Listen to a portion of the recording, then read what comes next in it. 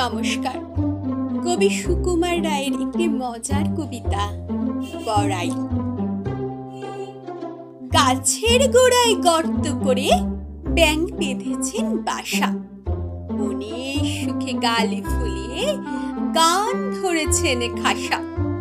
রাজার হাতে হাওদা পিঠে হেলে দুলে আসে, বাপরে বলে ব্যাঙ বাবাজি গহর্তে ঢোকেন ত্রাসে।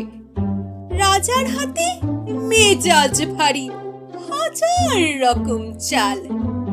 হঠাৎ রেগে মটাৎ করে ভাঙলো গাছের ঢাল। গাছের মাথায় চড়াই পাখি অবাক হয়ে কয়, বাসরে বাস, হাতির গায়ে এমন জোর হয়?